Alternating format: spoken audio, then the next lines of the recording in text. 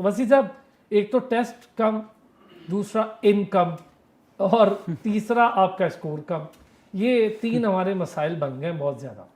बहुत शुक्रिया आपने मदु किया। देखें, चीज़ें खुलती हैं तो आपके सामने आती हैं, और मैं पिछले हफ्ते से यही कह रहा था कि जब पहला टेस्ट मैच शुरू हुआ तो वेस्ट इंडीज़ में, आप ठीक है पहले की बात अलग थी जब क्रिकेट पुरानी जैसे, और उस टाइम की क्वालिटी के बॉलर्स आपके पास अभी नहीं है, जैसे वसीम अकरम, वकार यूनुस, अब्दुल रज़ाक और अज़हर महमूद या इवन आकिब जावेद, आप 5 फास्ट बॉलर्स के साथ भी जा सकते थे। और उसमें आपको एडवांटेज ये होता था कि Abdul Razzaq was a batter when it comes to batting and he was a pure bowler when it comes to bowling.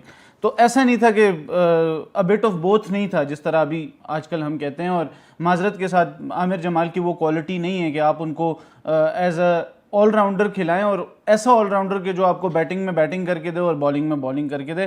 That is not possible कि आप अब्दुल रज़ाक वाली उस तक पहुँच जाएँ।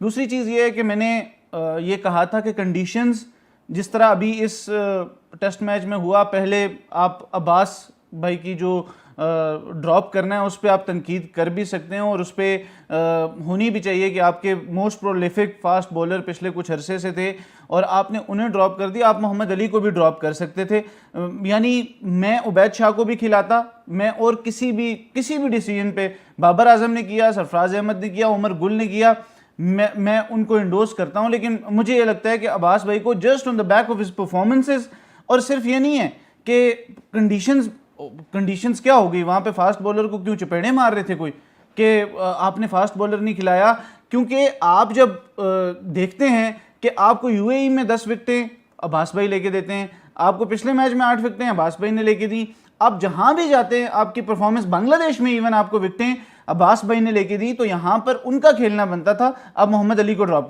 कर सकते थे। अब पहले टेस्ट मैच से इसकी सिलेक्शन किस तरह अच्छी हुई, वो ये थी कि आपने एक स्पेशलिस्ट स्पिनर खिलाया, और आपको कल उसका डिफरेंस पता चला। जब आपने पहले टेस्ट मैच में भी 87 पे 7 खिलाड़ी आउट कर दिए थे, लेकिन फिर भी आपने 160 170 करवा दिया, and that prove to be the difference point of the game.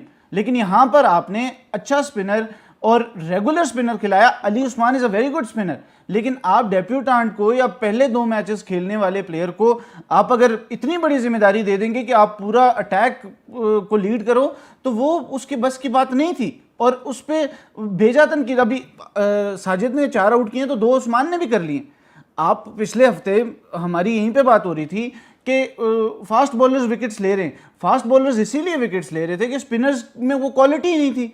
अभी आपने एक स्पेशलिस्ट, और मैं एक और चीज़ है, आप स्पेशलिस्ट्स खिलाएं, उनसे परफॉर्म ना हो तो मैं तारीफ करूंगा कि आपने कम से कम स्पेशलिस्ट जो जिसका काम है आपने उसके लिए वो खिलाया। अब आप देख लें, हमारी तारीख भी इससे भरी हुई है, लेकिन आप विकेट कीपर की जगह बाबर आजम को खिला दें तो वो बेशक 10 कैचेस पकड़ लेगा एक मैच में, लेकिन मैं उस चीज़ को इंडोर्स नहीं करूंगा। Simple is that.